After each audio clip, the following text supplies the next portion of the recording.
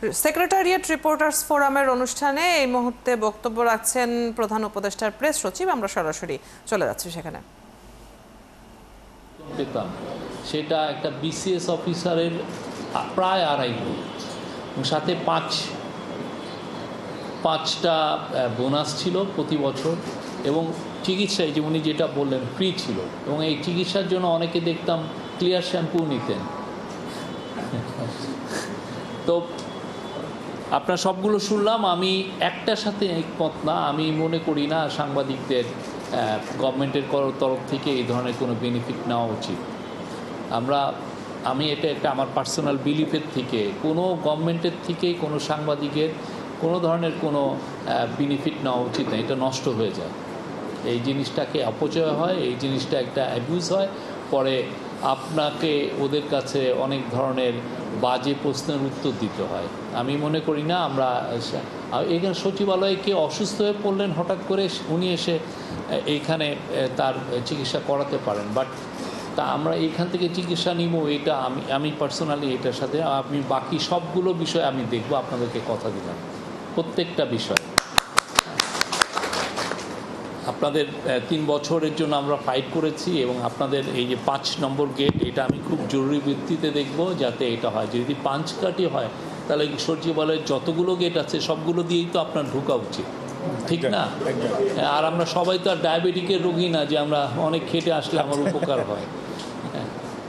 তো আমি 2002 সালে অবজারভার ছাড়ি। অবজারভার ছাড়ার পরে আমি ফাইন্যান্সিয়াল এক্সপ্রেসে জয়েন করি। তো ফাইন্যান্সিয়াল এক্সপ্রেসে জয়েন করার পরে ওরা আমাকে সচিবালয় বিট দিয়েছিল। তো আমার কাজ ছিল 9টা 9:30 আমি ঢোকা আর 5টায় বের হওয়া, এবং পকেট ভর্তি। আমার যে খুব ভালো সোর্স ছিল তা না, পকেট ভর্তি যত চোথা ছিল আমি নিয়ে যেতাম। আর আমি স্পোর্টসে যারা এখানে আছেন, যারা স্পোর্টস থেকে আসছেন, তাদের একটা কিন্তু বড় গুণ আছে, তারা প্রচুর লিখতে পারে।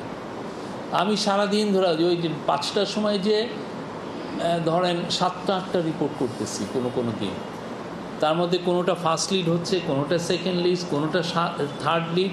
আমার মনে আছে একটা বছরে আমি সচিবালয় বিট করার কারণে এক বছরে 98টা আমি লিড পেয়েছিলাম। তো